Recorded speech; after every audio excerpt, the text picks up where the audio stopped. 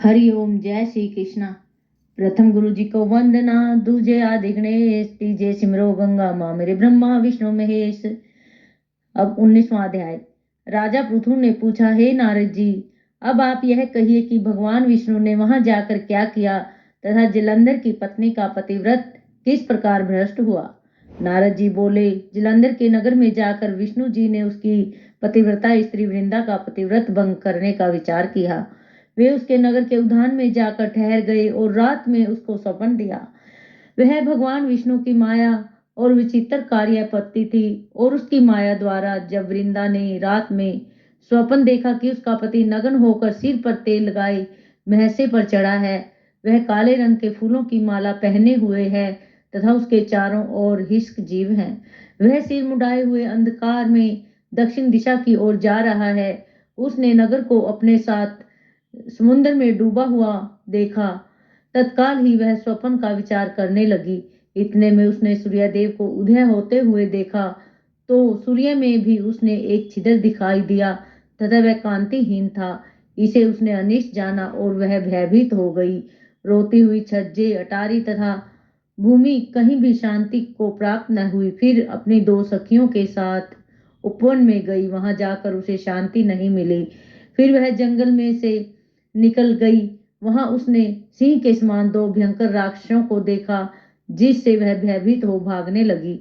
उसी क्षण उसके समक्ष अपने शिष्य सहित शांत मौनी तपस्वी वहां आ गया। भयभीत वृंदा उसके गले में अपना हाथ डालकर उससे रक्षा की याचना करने लगी। मुनि ने अपनी एक ही हुंकार से उन राक्षसों को भगा दिया।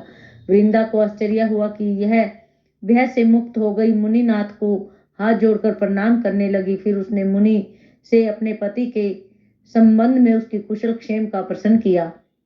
उसी समय दो वानर मुनि के समक्ष आकर हाथ जोड़कर खड़े हो गए और ज्यों ही मुनि ने भ्रुकुटी संकेत किया त्यों ही वे उड़कर आकाश मार्ग से चले गए। फिर जलंधर का सिर और धड़ लिए मुनि के आगे आ गए। तब अपने पति को मृत हुआ जान वृंदा मूर्छित हो पृथ्वी पर गिर पड़ी और अनेक प्रकार से दारुण विलाप करने लगी। पश्चात उस मुनि ने कहा, हे कृपानिधे, आप मेरे इस पति को जीवित कर दीजिए। पतिव्रता दैत्य पत्नी ऐसा कहकर दुखी श्वासों को छोड़कर मुनीश्वर के चरणों पर गिर पड़ी। तब मुनीश्वर ने कहा, यह शिवजी द्वारा युद्ध में मारा गया है, इसे जीवित नहीं किया जा सकता, क्योंकि जिसे भगवान शिव मार देते हैं वह कभी जीवित नहीं हो सकता, परंतु शरणागत की रक्षा करना सनातन धर्म है। इसी कारण कृपा करके मैं इसे जिलाए देता हूँ। नारद जी ने आगे कहा, वह मुनि साक्षात विष्णु ही थे जिन्होंने यह सब माया फैला रखी थी। वह वृंदा के पति को जीवित करके अंतर्ध्यान हो गए। जलंधर ने उठकर वृंदा को आलिंगन किया तथा मुख चूमा। वृंदा भी पति को जीवित देख अत्यंत हर्षित हुई और अब तक हुई सब बातों को स्वप्न समझा। तत्पश्चात वृंदा काम हो बहुत दिनों तक अपने पति के साथ विहार करती रही। एक दिन सूरत एवं संभोग काल के अंत में उन्हीं विष्णु को देखकर उन्हें प्रताड़ित करती हुई बोली, हे प्राय स्त्री के गमन करने वाले विष्णु, तुम्हारे शील को धिक्कार है। मैं जान लिया है कि मायावी तपस्वी तुम ही थे।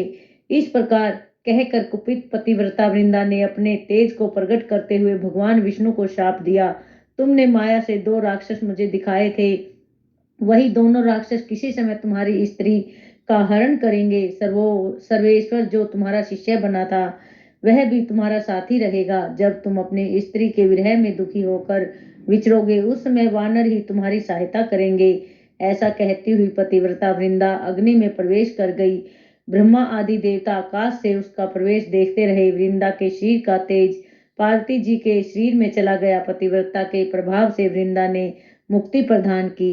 हरिओम। जय श्री कृष्णा। शेष आगे।